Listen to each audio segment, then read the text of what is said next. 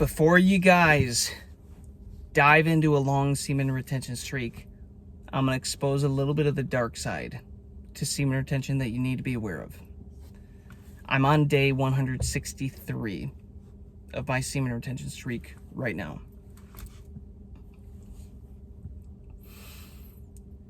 That's 163 days, guys. I wasn't anticipating this happening when I initially started last year. But turns out this was the streak for me. This was the one where I'm like, screw it. I'm going all in on this. I've had enough of the BS, the bullshit, the limited belief systems in my life. I'm like, I'm doing something about this. And on this journey, I've experienced some insanely cool stuff that has changed my whole life, my reality. But there's also some negative stuff to this, guys. There's some downsides to this. And if you're not strong enough to push through these, you will fail. You will flop. And you'll think, oh, semen retention doesn't work. No. You just got to be aware of what's headed your way. So watch this video. Listen up if you care at all about your semen retention streak. The first, obviously, the flat lines. And I can get more into that concept, but everybody likes to talk about the benefits, the pros, the energy, the traction. Like, I enjoy talking about this stuff too, because it's so much fun to like see life mirror more and more of this energy back to me. But just be aware, guys, the flat lines, the periods where here's how I perceive it. And by the way, there's a second thing as well that I'll get to that I'd say might be even more important. Stick around for that, because that's one that is fresh in mind as well. But while I'm on this topic of flat lines, here's what I'm experiencing. My energy gets really, really high on semen retention. I think, wow, I've made it. I'm a god. Life is great. Then it dips. Oof. Flatline. I feel like shit. What is happening? Is this even working? What? I thought this was supposed to be great. I don't feel like I am enjoying things that I used to enjoy. What is happening? I'm exhausted. I'm tired. I don't feel like working out. What is happening? And then it kind of levels out and I get through that. My energy goes up again. I'm like, okay, I'm feeling really, really good. Somebody is laughing very loudly. Who is that? Why can I hear somebody laughing? Oh, there it is. I found them. There are a bunch of youths over there. I should probably not be facing them because now they're looking at me. Yeah, this is gonna be weird. Fuck! Now I have to move. Damn it! I don't want to. They're gonna throw me off. I don't need these people looking at me. Screw them. Let's go this way.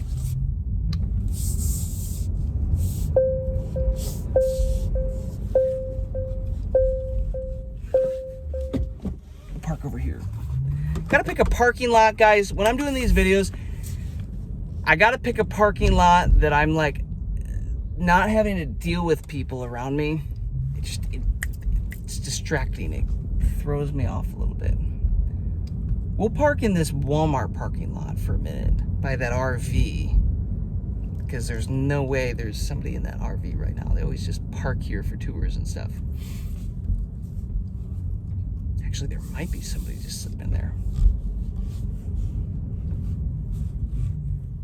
All right, we're gonna try this. So what I was saying,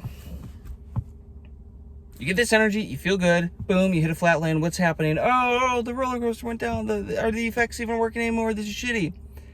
Then you get through that, and then you get hit with this like crazy urge of like, holy shit, like I need to release, like I need to let this sexual energy go. Like I can barely hold on to this sexual energy. Oh my God. Most men fail there. This right here, guys, is where your nervous system is basically being challenged to hold a new amount of kinetic energy that it is not currently wired to be able to comfortably hold. And because of that, this is how I anticipate these urges. Urges are actually power-ups. When you are getting sexual desires and urges that are like unbearably difficult to hold, it is because your nervous system is not wired to hold it. It's the same reason why some bimbo can go win the lottery and blow all the money because their nervous system was never wired to be able to hold that amount of money. So it'll always be more comfortable for them to give it away to somebody else instead of them hold it. That's why I do a lot of internal work around money, by the way, guys, so that the more and more that keeps coming in, the more I'm able to hold long term. Beside the point. You enter this phase where these urges start happening.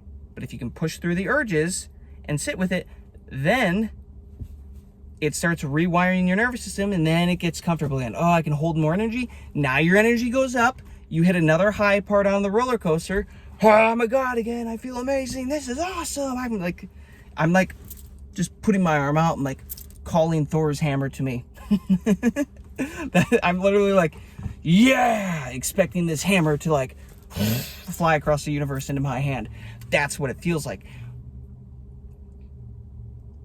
But then it repeats and you take another dip because now you have enough energy to go work on sorting out, clearing out more of the bullshit that you've put up with, that your body needs to clean out, more of the dopamine detox and reprogram your brain, reprogram your nervous system again. It's shitty and you feel crappy and, oh, I hate this. This is awful because you're detoxing.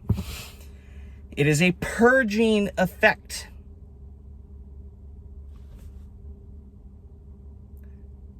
And then what happens? You make it through that. You start to feel better. Oh, more urges. You get wired to hold more energy again. This is the process, guys. This is what I've been experiencing with myself for the past 163 plus days. And it comes in rhythms and waves that you don't really expect and you can't always pinpoint, but you can always know that it's going to happen like this. And none of these mother truckers were really telling me about this, like how difficult this can be. This is one of the first parts of semen retention, guys, that like you need to know about. This is one of the dark sides of SR. So this is the first big dark side. Like, if you're not prepared to go through this and have some shitty freaking weeks, sometimes those flatlines, they can take a week, they can take 2 weeks, they take longer. If you're not prepared to go through that and just sit with it, the amount of emotional detoxing and purging, the emotions that you have buried deep down that need to come out, go read the book The Body Keeps the Score. You'll get what I'm saying here. The same emotional state you were in that you experienced when you experienced that emotion and pushed it down instead of feeling it, you have to feel it again to release it. And thus, it is shitty. It doesn't feel good. It feels like purging. It feels like detoxing. You will not enjoy it. And you will question if semen retention is working or if it's worth it. And if you don't have a high enough conviction, you will fail because you cannot sit with the internal pressure of all of these emotions. And is that not the reason that men relapse and release anyways? With their hand, with corn, with masturbation, with any of that stuff?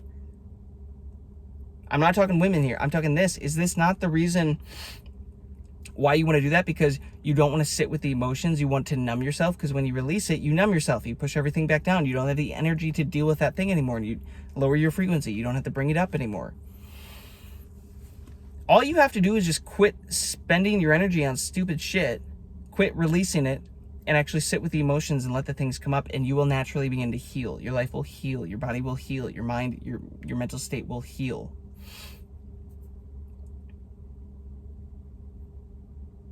That is a fact based off my own experience with this. Most men fail because they cannot sit with and hold the internal pressure of these emotions coming up and learning how to feel them. Because guess what? We as men, most of us haven't been taught how to feel. We've been taught to numb that shit, push it down, go work hard, do all that BS. That's bullshit.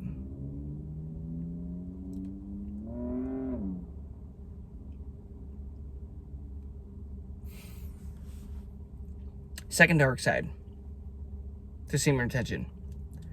You do not realize this yet, but once you start to get on a long-ass streak, like 163 days, which I'm on right now, a pure streak, your energy starts to get so high, guys. Your frequency starts to get so high. Yes, everybody starts locking eyes with you and like wanting to be around you and smiling at you. Like, it gets weird. People just want to like look into your eyes and never look away and like energy snipe you, and like a lot of attention will be thrown your way.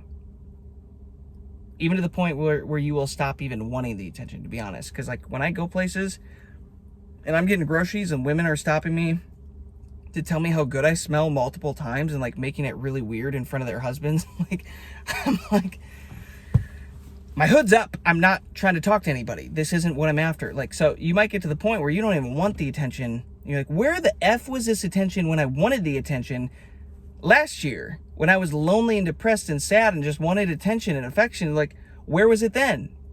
I was at the wrong frequency for it then. But here's the thing. The flip side is the higher your frequency starts to get, guys, the more people, specifically, people and things will purge from your life that are not upholding that same frequency. And you might have friends in your life that you value, that you want the best for, you enjoy their friendship, but they are not working on themselves the way that you are working on yourself. And because of that, they are not keeping up with your frequency raising. In fact, they might be going the opposite way. They might not be working on themselves at all. You know exactly who I'm talking about. The bimbos, the complainers. And little do you know is that when you establish that relationship, you created a social contract with them. Oh, we're going to complain about things in life together. Oh, we're going to make fun of people. Or we're going to drink. We're going to smoke. We're going to go out. We're going to party. We're going to be bimbos. We're going to blow all of our money on this low frequency shit. But the problem is when you get on semen retention, all of those social contracts that you have are now null and void. You have voided them. You have broken the agreement. They no longer are valid. Because now your frequency is getting so high, people are going to start to be like, you're changing. Why are you changing? You're not the same anymore. Why aren't you like this anymore? Why are you acting like this now? Or they're just going to start doing dumb shit to the point where you have to draw a line in the sand and that relationship is severed. They just naturally fall away, or they do some dumb shit, something happens, and you have to sever that relationship. You have to go your separate ways. I'm experiencing that even from a work standpoint with artists that like, and it's frustrating because there's things where like we would give them huge opportunities, and it's those people that I went above and beyond for and put money in their pockets and gave them opportunities, and now they're gone. And I'm realizing my desire to be generous to everybody, I'm being more intentional with it now. I'm not just walking around like Oprah Winfrey tossing out Toyota Camrys at everybody. I'm not going to be doing, you all get a car, you get a car, you get a car. No more of that. I'll be generous when I can tell that it makes sense to be generous, but it's going to teach you the lesson, guys, to value your energy. And if you truly value your trajectory and where you're headed, you have to be willing to let people go. And that shit sucks. That purging effect, this releasing effect of people and things in your life sucks. And you're releasing the familiar. Like, you are literally releasing the familiar and making room for the unfamiliar to begin to enter your life. And you got to be cool with it.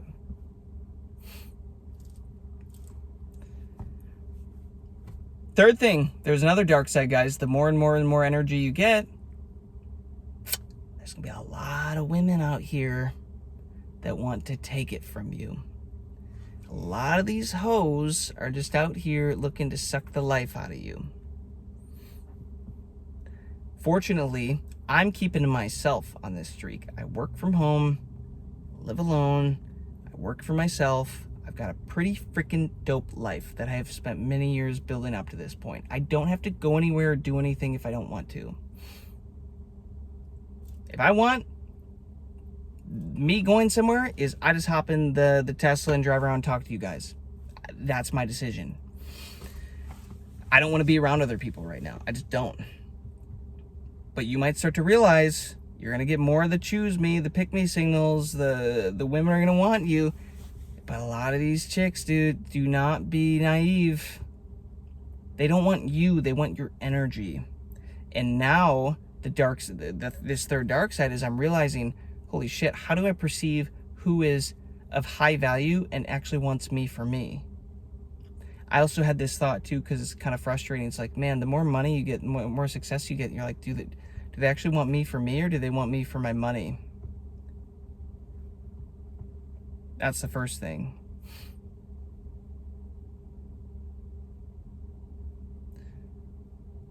But then there's a deeper part. It's like, do they actually want me for me, or they're just trying to suck up my energy? And the second that I pump full of my energy, they bounce. Go give to somebody else, take somebody else's. They're just vampires. You got to be careful, guys. This is stuff I wish I knew earlier on going into this streak. But hey, I got here.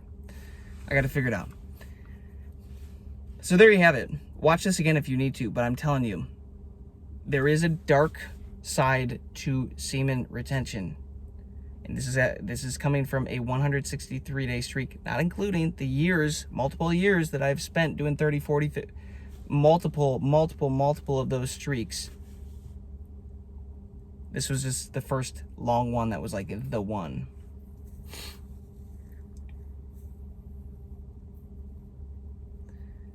And you know what's crazy, guys? It's still worth it. Even for all the dark side to this, there's still benefits. They're still absolutely worth it.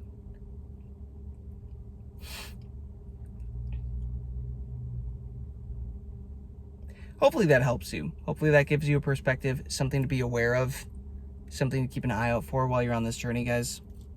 I'm sure there was a nugget in there for one of you. So let me know what you got out of this, if there's anything of value in there. I'm going to do my best to keep making these daily videos for you all. Hopefully you are enjoying them, being motivated, being inspired. Let's say 163. I'll probably make a few more videos for you guys, but yeah, that's 163. Peace, love, abundance. Catch you on the next one.